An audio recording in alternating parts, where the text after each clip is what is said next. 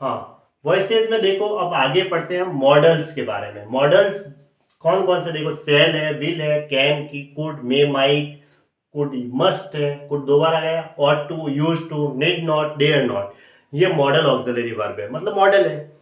तो किसी भी सेंटेंस में एक्टिव वॉइस में क्या होगा, सब्जेक्ट और मॉडल होगा और उसके बाद वर्ब की फर्स्ट फॉर्म आएगी और उसके बाद ऑब्जेक्ट होगा। लेकिन जब इसका हम पैसिव वॉइस बनाएंगे तो सिंपल फ्यूचर टेंस में पैसिव वॉइस कैसे बनाते हैं वैसे ही बनाना है। ऑब्जेक्ट लिखना है, उसके बाद मॉडल आएगा, जो भी मॉडल दे रखा होगा, उसके बाद बी के साथ वर्ब की थर्ड फॉर्म। पैसिव वॉइस में तो वर्ब की थर्ड फॉर्म ही आएगी और बाई के साथ सब्जेक्ट लिखना है।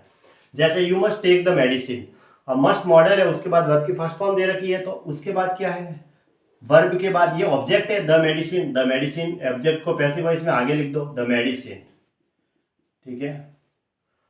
अब उसके बाद मॉडल क्या है, मस्ट, उसके बाद बी लिखना है बी, ये, और उसके बाद वर्ब की थर्ड फॉर्म, टेक की थर्ड फॉर्म क्या होती है, टेक टू टेकन होती है, और बाई के साथ सब्जेक्ट बाई। यू प्रोनाउन है तो यू का तो ऑब्जेक्टिव केस भी यू ही होता है, बाई यू, ऐसे। ये इसका पैसिव वॉइस हो गया।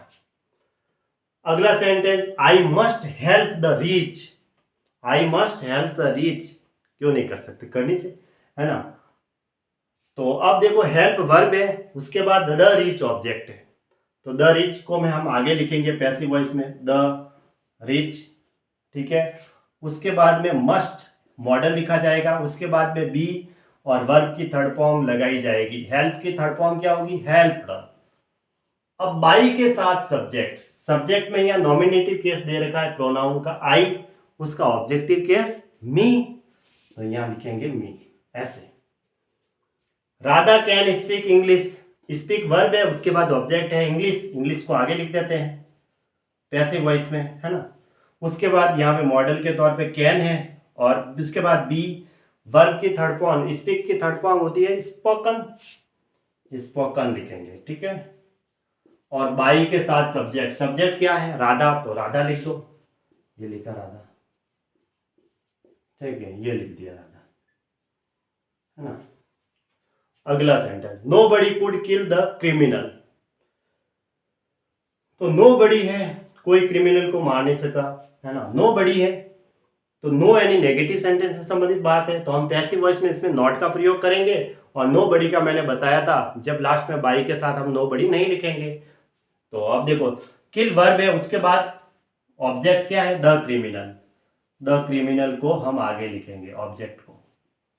उसके बाद कुड मॉडल आएगा, कुड COULD, उसके बाद लिखना है नॉट, क्या लिखेंगे नॉट, क्योंकि नो के हिसाब से आगे नो आया है तो पैसिव वॉइस में नॉट का प्रयोग करना पड़ेगा, क्योंकि हम नो बड़ी को तो हटाएंगे बाद में, तो यहाँ नॉट लिखेंगे, ठीक है।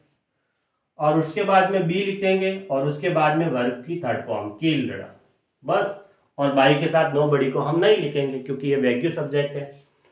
तो अब देखना है कि ये जो बी का प्रयोग होता है वो वर्ब के पहले होता है, और नॉट का प्रयोग देखो बी के पहले करना है, हेल्प मतलब मॉडल के बाद। नॉट का प्रयोग हम हेल्पिंग वर्ब के बाद ही करते हैं, मॉडल के बाद करेंगे, और बी का प्रयोग हम वर्ब के पहले करना है। One should keep once promises, ठीक है।